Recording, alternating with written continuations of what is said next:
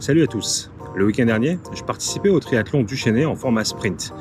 Alors oui, je l'ai terminé, mais c'était une expérience en demi-teinte.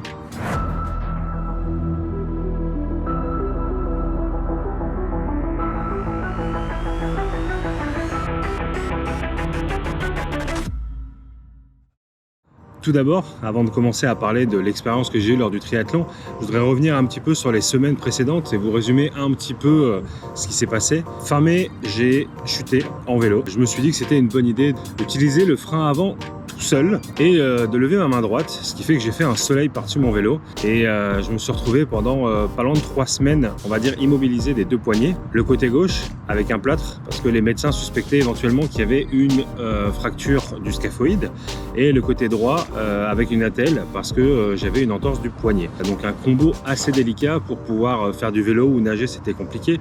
Et vu que je suis quelqu'un qui n'aime pas du tout la course à pied, je suis désolé Nico, du coup, c'était un petit peu compliqué en termes de motivation pour garder le cap et surtout pour l'activité physique. De ce fait, j'ai repris un petit peu de poids et ma motivation a petit à petit diminué. Mais j'ai réussi à me donner un nouveau kick et début du mois de juin, je me suis inscrit au triathlon du Chesnay. En plus de ça, le triathlon que je devais faire, l'Olympique de Mont-Tremblant fin juin, a été annulé. Merci le Covid. Du coup, je me suis inscrit sur ce triathlon-là début du mois de août en me disant ok, j'ai 8 semaines pour reprendre l'entraînement, etc. Et malheureusement, je ne me suis pas entraîné tant que ça. J'ai fait quelques sorties de vélo. Le vélo, c'était ok. Je n'ai pas couru depuis 3 mois. Et j'ai nagé 5 fois sur les 6 derniers mois. À savoir qu'en plus de ça, en parallèle, j'avais des douleurs au niveau des 2 épaules, au niveau de la coiffe des rotateurs, donc j'allais voir ma physio. Ce qui fait que l'enchaînement douleur, perte de motivation, chute, prise de poids, etc., c'était pas le meilleur timing. Jusqu'à quelques jours avant le triathlon, je ne savais pas encore si j'allais le faire début août ou pas. Mais j'étais trop orgueilleux, donc je l'ai quand même fait. Alors le jour J, 7 août, réveil à 5 h du matin, j'ai ma famille qui m'accompagne comme d'habitude. Merci encore à eux pour le soutien, pour le support moral, les conseils, etc. qu'ils donnent. C'est toujours plaisant et réconfortant d'avoir des personnes autour de soi quand on fait des épreuves. Donc merci à eux encore. Si vous regardez cette vidéo, c'est pour vous. Donc debout 5 h du mat, préparation des affaires, départ vers 6 h de la maison et j'ai la chance d'habiter à peu près 20 minutes de Sainte-Catherine de la Jacques-Cartier, là où se situe le départ du triathlon du Chesnay. Ce qui fait que j'ai pas besoin de louer un hôtel ni quoi que ce soit, c'est assez pratique. Arrivé sur place aux alentours de 7 h moins le quart, récupération de la puce, installation du vélo en zone de transition. Il pleut un petit peu, mais on se dit bon, ça devrait se dégager.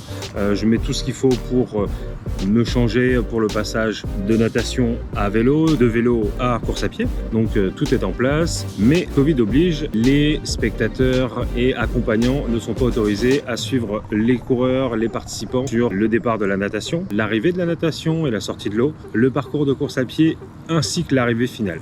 Le seul endroit où techniquement les accompagnants peuvent être, c'est sur le parcours de vélo. C'est un petit peu décevant, mais ce n'est absolument pas la faute des organisateurs, c'est la situation qu'ils veulent, c'est-à-dire que si on veut aujourd'hui avoir un événement comme un triathlon ou comme une compétition sportive, on n'a pas le choix de se tenir à certaines règles, des règles sanitaires et des règles de sécurité qui fait qu'on puisse avoir ce genre d'événement sans se faire annuler, tout simplement. Donc vers 7 h 30, 8 h moins le quart, mes parents partent de leur côté avec mon frère et moi je pars dans la zone de transition pour finir de mentalement me préparer et tout va bien. Le parcours de nage a l'air cool, nous sommes en rivière et je me dis que ça va être sympa. Donc on part tous les participants du sprint vers le point un petit peu excentré du départ pour pouvoir accéder à la zone de mise à l'eau pour faire le parcours de nage. Et jusque là tout va bien dans ma tête, je suis chaud, mon épaule va mieux, j'ai moins de douleur, merci encore à ma physio, c'est vraiment très apprécié, elle a fait un super boulot et j'avoue que j'étais très surpris puisqu'en début de semaine dernière j'avais encore mal à l'épaule, lundi, mardi, mercredi aussi et après avoir passé la physio, les exercices, etc. ça allait quand même mieux, donc je me disais ok, il n'y a pas de souci, ça va aller, j'ai ma combi et on va partir à l'eau. Ce qui se passe c'est que à défaut de en blanc où la seule expérience que j'ai eue en sprint, on avait la possibilité de s'échauffer dans l'eau et donc de prendre un contact avec l'eau, d'avoir notre corps qui s'habitue à l'eau.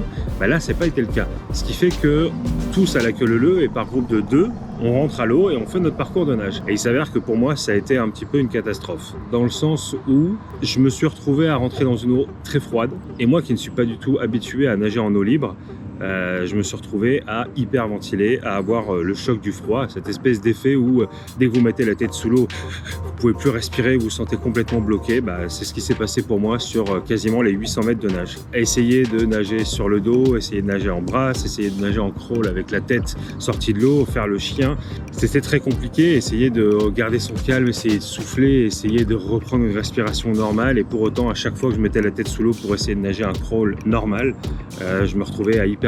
Et expérience de nage catastrophique pour moi. J'ai absolument pas apprécié le moment. Je termine la natation en 24 minutes pour les 750 mètres, en sachant que j'étais complètement épuisé. Donc je sors de l'eau, transition. La transition est quand même assez loin. Je fais la transition. J'avais décidé de prendre ma petite GoPro et de la mettre sur le vélo ou avec moi pour le vélo, mais tellement de choses en même temps, la fatigue, être un petit peu désorienté, etc.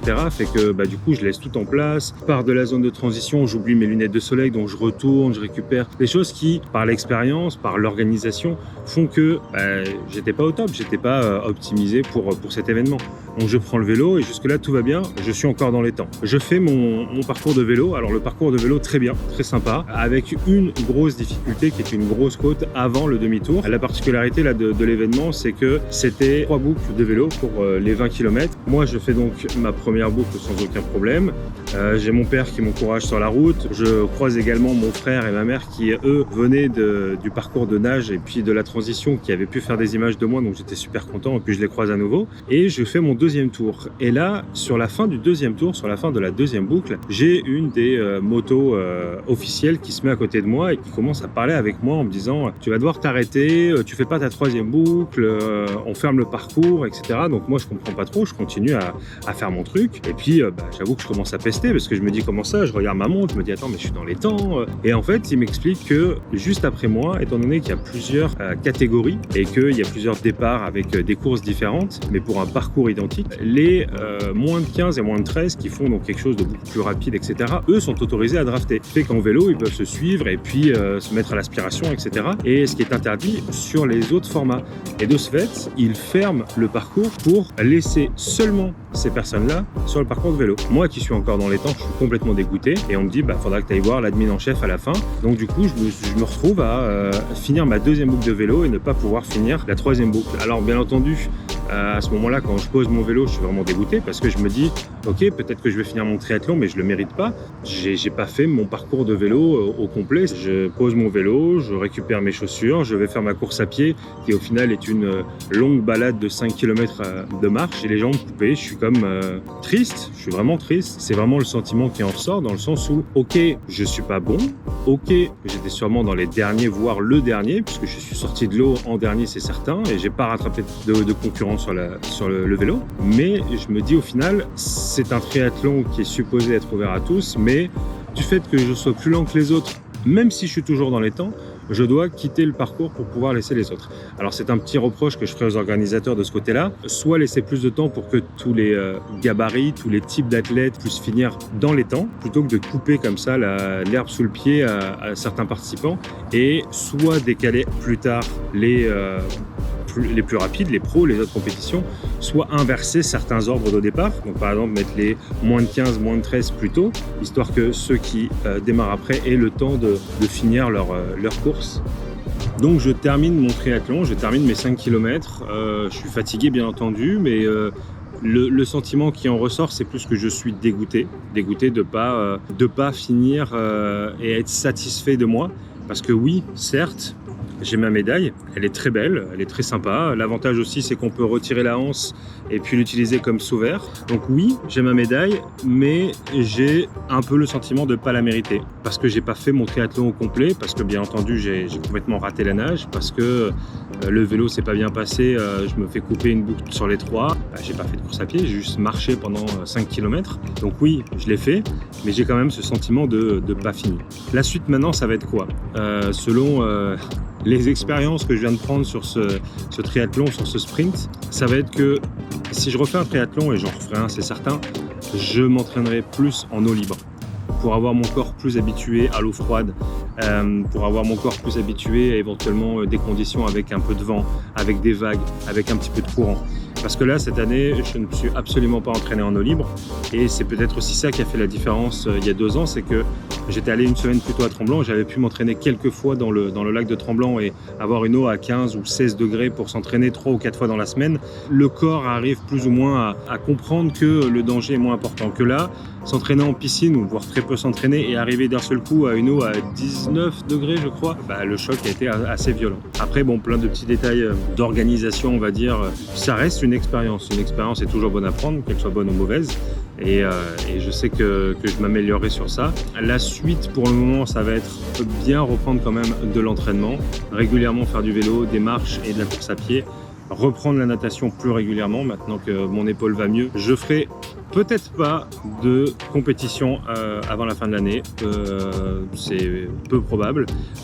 En termes de poids, histoire de vous en parler un petit peu, je suis passé de septembre où j'étais à 171 à 141 juste avant ma chute en vélo, mais depuis je me suis un peu laissé aller, profiter des bonnes bouffes avec les parents, etc. C'est toujours délicat pour perdre du poids. Donc c'est ça, là je vais m'y remettre, je vais reprendre, faire attention à comment je m'alimente, à éviter les excès, à éviter de faire n'importe quoi avec la nourriture, continuer à me réentraîner et continuer à perdre du poids.